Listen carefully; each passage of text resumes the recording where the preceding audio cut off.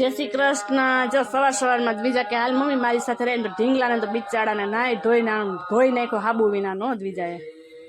જો પાછી તો મને આપે જ નહીં, હું જી કે નાખવું હવે એને એક નાખ્યો તો મારો ફોન પડી ગયો નીચે। પછી સરસ મજાનું જમવાનું રેડી કરી લીધું બપોરાનું। પછી પાછી જોઈએ અને ઢીંગલાનો આખો દિવસ ઢીંગલા હોય આજે તો રમી છે એ અને અમારા ધૂન બેસી છે ને એટલે તમને અવાજ મારો થોડોક ઓછો સંભળાશે। અને દ્વિજાબેન જઈને કિચન સેટ લઈને બેસી ગઈ છે રમવા અને એમ કહે છે કે લાઈક શેર અને સબસ્ક્રાઈબ કરજો। સબસ્ક્રાઈબ કોઈ કરતું નથી, લાઈક એ ઓછી અમને આપો છો। અને આ મેંગો કોને કોને ખાધી છે એ કોમેન્ટ કરજો। અને આ કેરી કી કહેવાય છે? તો સરસ મજાની દ્વિજાબેન બેસી ગયા, પાછી છાશ હલાવે એને તો કામ કરવું બહુ જ ગમે મારી જેમ।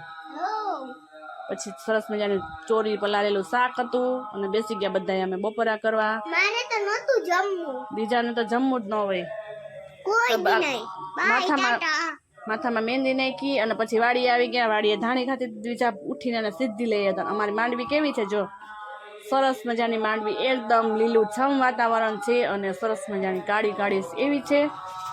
તો કેવી લાગી કોમેન્ટ કરજો, લાઈક કરજો, શેર કરજો અને સબસ્ક્રાઈબ કરવા ના ભૂલતા। સબસ્ક્રાઈબ ન કરી તો ફટાફટ કરી દેજો અને બેલ આઇકન બટન દબાવવાનું ના ભૂલતા। તો તમે કોને કોને માંડવી એવી છે એ પણ અમને કહેજો। પછી સરસ મજાના દ્વિજાના ફ્રેન્ડ રમવા આવી ગયા, બંને ભાઈ બેન, એમ કે કેન્દ્રમાં ગયા હતા ને ત્યાંથી સીધા આવીને રમવા વર્ગી ગયા। તો રમતા હતા એનો ઢીંગલો જોઈ લે, ઊંધું માથું રાખીને વાંચતો હતો અને મારા હંચાને શું થઈ ગયું ને કંઈ ખબર નહીં હવે।